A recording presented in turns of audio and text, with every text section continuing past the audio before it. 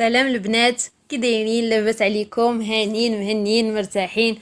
كي كدوزوا هاد الايام المباركه؟ كنتمنى تكونوا كدوزوا على خير وبخير ان شاء الله، وتكونوا في تمام الصحه والعافيه.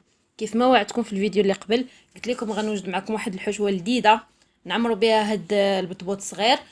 صراحه كاينين حشوات كتيره، وكل مره كنوع في حشوه، ولكن بالضبط هادي بغيت نشاركها معكم لانها بنينه بزاف. ما كنحتاجوش فيها مقادير كثيره، اكيد تكون متواجده في كل بيت. باش تعرفوا الطريقه والمراحل بقاو معايا. نبداو على بركه الله. اول حاجه كنحتاجوا ليها وهي الكبده ديال الدجاج. ملي تجيبوا الدجاج احتفظوا بهذيك الكبيدات ديالو في شي بلاستيكه. صافي ملي كيكون هكذا البطبوط صغير ولا المسمن معمر ولا شي حاجه كنحتاجوهم كنجبدوهم، وكيعطيو حشوه بنينه، كيعطيو واحد المذاق زوين.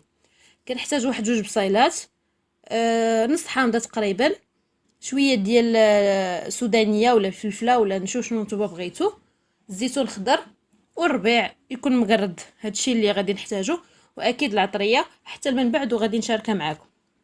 اول حاجه كنديروها هي اننا كناخذوا واحد الكاسرونه، كنديروا فيها الماء غليان حتى كيغلى مزيان، نديروا فيه واحد جوج قطيرات ولا ثلاثه ديال الخل، ومن بعد كنضيفوا فيها هذيك الكبده.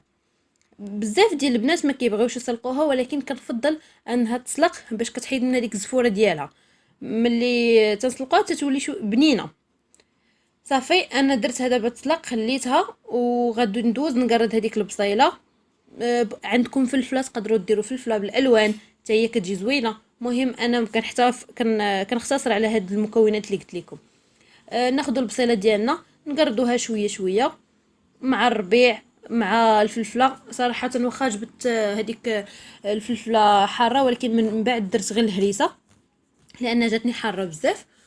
وصافي غادي نقردوه مزيان ديك البصيله كما قلت لكم. نوجدوا الشرموله ديالنا بين ما تسلقات لينا الكبده ونقردوها. وها نتوما معايا. كاينين بالنسبه للحشوات اللي كيكونوا خفاف ظراف، يعني ما كيحتاجوا لا يطيب ولا حتى شي حاجه.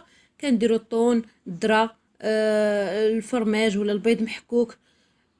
كاين اللي كيدير خضره هكذا مفوره، كيديرها مع مثلا دانون الصوص ولا مع المايونيز او البيض اكيد، وعطيريه وتتجي زوينه لذيذه مع البطبوط هكذا كيكون صغيور. صافي بالزربه تيعمر والخس. وحنا منوعين في المائده الرمضانيه ديالنا، كيجي زوين. حتى البطبوط اللي كيكون طايبه فيه الحشوه ديال هكذا البصله والفلفله حتى هو كيجي زوين. نرجع معكم الطياب ديالي. درت البصله مع شويه ديال الزيت والربيع كيف ما شفتوا معايا، خليتهم حتى تشحروا مزيان واحد 3 دقائق ولا 4. هذيك الكبده راه ديجا غسلتها واحد جوج مرات ولا ثلاثه، غسلوها مزيان وصفيوها وقردوها. هاد الحشوه كتبغي شويه ديال الحموضه، فهادشي علاش درت مطيشه ديال الحك وحتى الحامض. بالنسبه للمطيشه ديال الحك غير واحد المعلقه صغيره تلقوها في شويه ديال الماء وضيفوها. هاد الاضافه راه زوينه، راه كترجع لكم واحد هاد شرموله بنينه. صافي زدت الحامض اللي مصير حتى هو قردته شويه شويه. زدت الكبيده ديالي وغادي ندير العطريه. بالنسبه للعطريه ما كنختصر على شي حاجه، كلشي كنديرو: تحميره، ملحه، البزار، سكينجبير والخرقوم. هادو هما المكونات اللي كندير حتى تشحر ليا مزيان، وغادي نديرها على نار مهيله بزاف، نخليها تشحر على خاطرها حتى لاخر مرحله. وغادي نضيف الزيتون ديالي.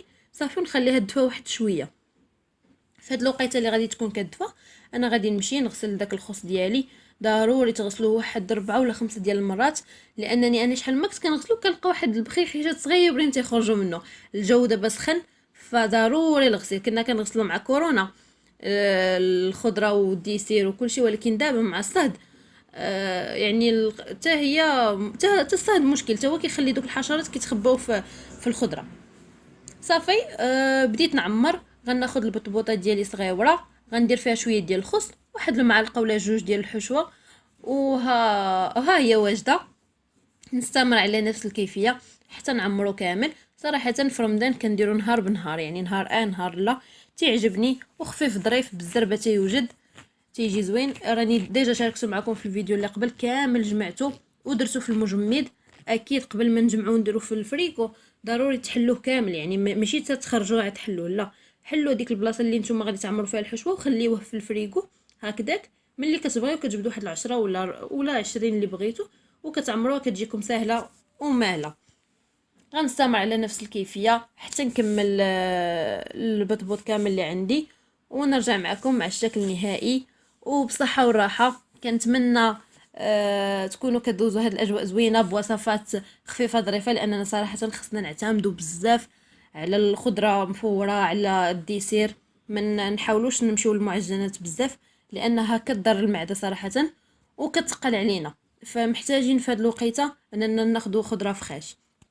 جيتكم مع الشكل النهائي.